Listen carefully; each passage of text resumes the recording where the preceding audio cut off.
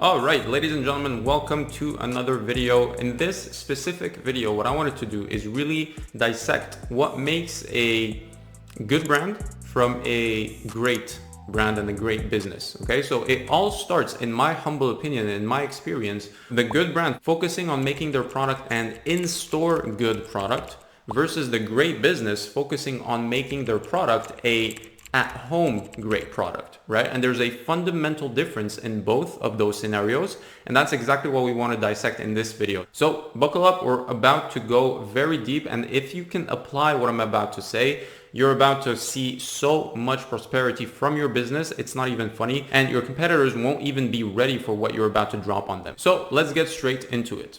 Now, let's start with a brand that is focused on making their product an in-store good product, right? And what I mean by that will be kind of visual with this analogy. So let's say you go to your favorite department store, right? And you pick up a product that has the best looking packaging, amazing copy written on the packaging. The experience that you get in the store is really top notch. You see the quality of the packaging, the quality of the branding, the quality of the communication. They have the top shelf, they have the best spot in the store, etc., etc. The experience you get in the store is amazing, right? Then what happens? You end up buying that product, you go home and you end up seeing that the product has too many features, it's not easy to use, the build of the actual product doesn't reflect the quality of the packaging and everything you saw in the store.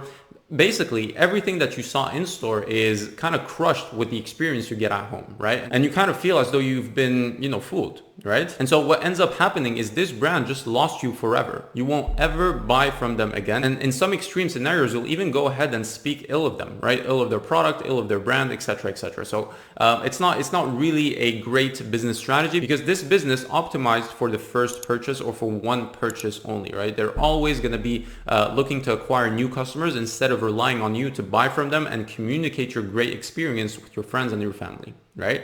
So on the other hand, let's say you are a business that focuses on having that at-home great experience, right? So you focus not only on being great in the store, but you focus on being great at home as well. So you end up buying that product, you go home, and you end up being amazed by how much they crush your expectations, right? Your expectations were here when you were at the store, they've been crushed, and the experience is actually here when you get home. And this is exactly what a great business does. They cement loyalty with amazing products and amazing experiences, right? So it's more likely than not that you'll go ahead and basically freely advertise their product for them, to your friends, your family, your network, whatever the case may be, right? So this business, on the other hand, has been very smart in not fully optimizing for the in-store experience, but also making sure they maximize as much as they can the at-home experience, so that you're amazed by the product itself, which is exactly what they've been trying to sell you, which is the product, not the in-store experience, right? And so what ends up happening in business is that this exact same kind of split between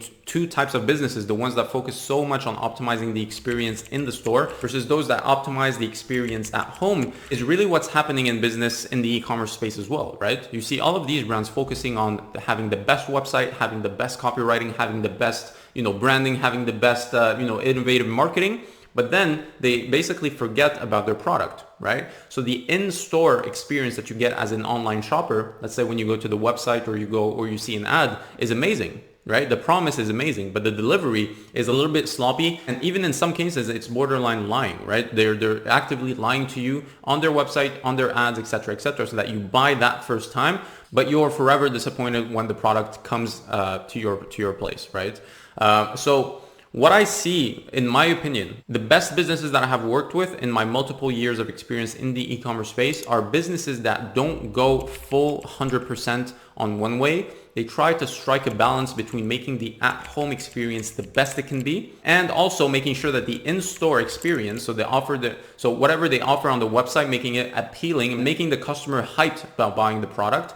That's exactly where you want to be. You want to be in the middle, somewhere in the middle, a little bit towards optimizing for the product as well, because you don't want to be in that position where customers just buy once and they never come back, right? So that's exactly what we're seeing, with the best e-commerce businesses that we're working with, is they have great copy, they have great websites, they have great ads, they have a good funnel, they have amazing email marketing, organic marketing, whatever you want, right? But they also focus on making the experience as good as it can be. And that is extremely, extremely powerful, right?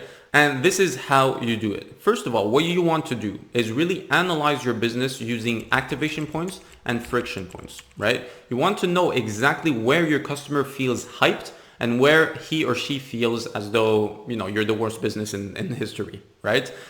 Where does the experience fall off and where does it really maximize the happiness of your customer, right? Once you have that knowledge, once you know exactly where you're falling off, then you want to minimize those friction points. I'm not talking about your website or your ads, your copy, whatever the case may be. No, that's not what I'm saying.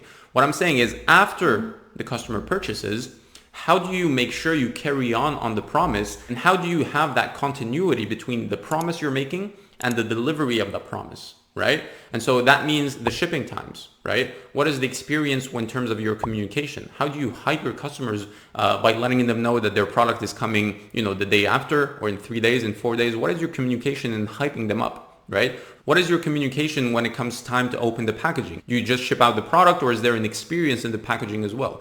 How do you communicate with your customers after they have purchased and received the product? Right? Do you thank them, or is it just, you treat them as though they're just one other customer that you don't actually care about, right? So all of these micro experiences, you need to maximize them. And I can assure you that if you do that correctly, you will be in a position where you cement loyalty and people won't ever think about a competitor ever. Right? Because no one is doing this. Only a select few brands focus on creating these micro experiences and bridging the gap between the sale and the delivery, right? And that goes for any specific industry in the e-commerce space, actually any business, right? If you can deliver on the promise that you sold, you're going to be differentiating your business so much, it's not even funny. You don't need any clever marketing tactics. That's your marketing, right? And that is exactly how you breed loyalty inside your brand and make sure that people are coming back, is by making them feel special, not only pre-purchase, but also post-purchase, right? And the post-purchase is really where a lot of people are falling off, because let's be honest, everyone is optimizing their copywriting. Everyone is hiring agencies. Everyone is trying to scale. Everyone is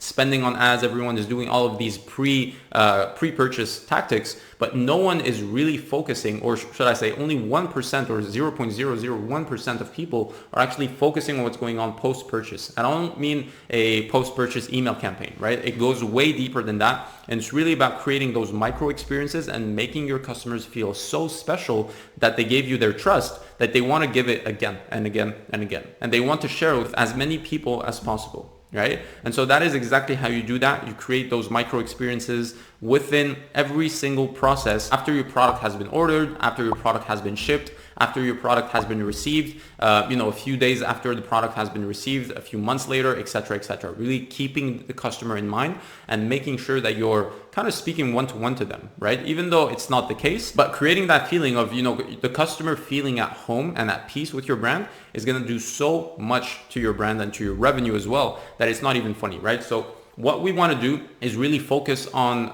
those micro experiences, making sure that the experience is great at home and is great before, and you're going to see that you're going to be making so much money you don't even know what to do with it. Right? So hopefully this was useful. You definitely want to be with the products that are great at home and that offer that great experience, once the product has been received, rather than just focusing on what's going on pre-purchase, tricking your customers to buy, having them buy only once and not coming back. So I'll leave you with that. Hopefully that was useful, and I'll see you on the next one.